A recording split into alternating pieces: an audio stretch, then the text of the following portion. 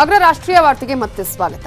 ಭಜರಂಗ ದಳ ಕಾರ್ಯಕರ್ತ ಹರ್ಷ ಕೊಲೆ ಪ್ರಕರಣಕ್ಕೆ ಸಂಬಂಧಪಟ್ಟ ಹಾಗೆ ಎಫ್ಐಆರ್ ಅನ್ನು ದಾಖಲಿಸಿ ತನಿಖೆಯನ್ನ ಆರಂಭ ಮಾಡಿದೆ ಎನ್ಐಎ ಟೀಮ್. ಶೀಘ್ರದಲ್ಲೇ ಬಂಧಿತ 10 ಆರೋಪಿಗಳನ್ನು ಕೂಡ ವಿಚಾರಣೆ ಮಾಡುತ್ತೆ ಎನ್ಐಎ ಟೀಮ್. ಕೇಂದ್ರ ಗೃಹ ಸಚಿವ ಅಮಿತ್ ಶಾಗೆ ಪತ್ರವನ್ನು ಬರೆದಿದ್ರು ಶೋಭಾ ಕರಂದ್ಲಾಜೆ ಅವರು. ಶೋಭಾ ಕರಂದ್ಲಾಜೆ ಅವರ ಮನವಿ ಮೇರೆಗೆ ಎಫ್ಐಆರ್ ಅನ್ನು ದಾಖಲಿಸಿಕೊಂಡಿದೆ ಎನ್ಐಎ. ಈಗಾಗಲೇ ಕೇಂದ್ರ ಗೃಹ ಸಚಿವ ಅಮಿತ್ ಶಾಗೆ ಪತ್ರವನ್ನ ಬರೆದಿದ್ರು ಶೋಭಾ ಕರಂದ್ಲಾಜೆ. ಈ ಹಿನ್ನೆಲೆಯಲ್ಲಿ ಈಗ ಈ ಒಂದು ಪ್ರಕರಣವನ್ನ ಶೋಭಾ ಕರಂದ್ಲಾಜೆ ಅವರ ಮನವಿ ಮೇರೆಗೆ ಎಫ್ಐಆರ್ ಅನ್ನು ದಾಖಲಿಸಿಕೊಂಡಿದೆ.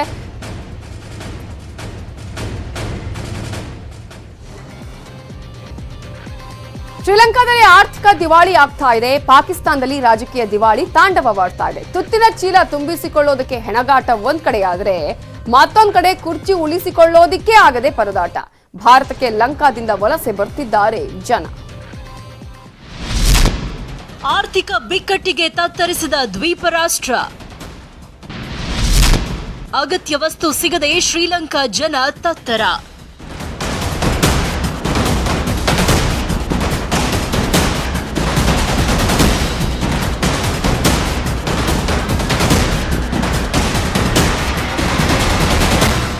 ದ್ವೀಪ ರಾಷ್ಟ್ರ ಶ್ರೀಲಂಕಾ ಅಕ್ಷರಶಃ ದಿವಾಳಿಯಾಗ್ತಾ ಇದೆ.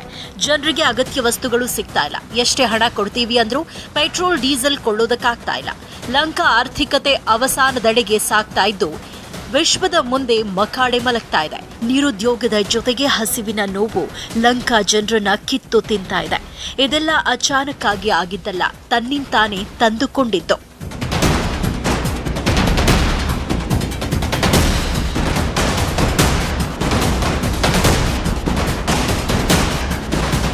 ಶ್ರೀಲಂಕಾದ ವಿದೇಶಿ ಮೀಸಲು ನಿಧಿ ಅಪಾಯಕಾರಿ ಮಟ್ಟಕ್ಕೆ ಕುಸಿದಿದೆ. ಅಗತ್ಯ ವಸ್ತುಗಳ ಬೆಲೆ ಕೈಗೆಟಕದ ರೀತಿಯಲ್ಲಿ ದುಪ್ಪಟ್ಟಾಗಿದೆ. ನಿರುದ್ಯೋಗದ ಜೊತೆಗೆ ಹಸಿವು ಕಿತ್ತು ತಿನ್ನೋದಕ್ಕೆ ಶುರುವಾಗಿದೆ. ಪೆಟ್ರೋಲ್ ಡೀಸೆಲ್ ಅಂತೂ ಗಗನ ಕುಸುಮವಾಗಿದೆ. ಬಂಕ್ಗಳ ಮುಂದೆ ಸೇನೆಯನ್ನೇ ನಿಯೋಜನೆ ಮಾಡಿದ್ದಾರೆ. ಕೊರೋನಾದಿಂದ ನೆಲಕಚ್ಚಿರೋ ಲಂಕಾ ಪ್ರವಾಸೋದ್ಯಮ ಚೇತರಿಸಿಕೊಳ್ಳೋ ಹಾಗೆ ಕಾಣ್ತಾ ಇಲ್ಲ. ಇನ್ನೊಂದೆಡೆ ಲಂಕಾ ಜೊತೆ ಸ್ನೇಹದ ಹಸ್ತ ಚಾಚಿದ್ದ ಚೀನಾ ನಡು ನೀರಲ್ಲಿ ಕೈಕೊಟ್ಟಿದೆ. ಚೀನಾದಿಂದ ಬೃಹತ್ ಸಾಲ ಪಡೆದಿದ್ದೇ ಈ ಬಿಕ್ಕಟ್ಟಿಗೆ ಕಾರಣ ಅಂತಾನೂ ವಿಶ್ಲೇಷಿಸಲಾಗ್ತಾ ಇದೆ. ಈಗ ಲಂಕನರು ಭಾರತಕ್ಕೆ ವಲಸೆ ಬರೋಕೆ ಶುರು ಮಾಡಿದ್ದಾರೆ. ಪಾಪಿ ಪಾಕಿಸ್ತಾನದಲ್ಲಿ ರಾಜಕೀಯ ದಿವಾಳಿ. ಶ್ರೀಲಂಕಾದಲ್ಲಿ ಆರ್ಥಿಕ ದಿವಾಳಿಯಾದರೆ ಪಾಕ್ನಲ್ಲಿ ರಾಜಕೀಯ ದಿವಾಳಿ ಎದ್ದಿದೆ.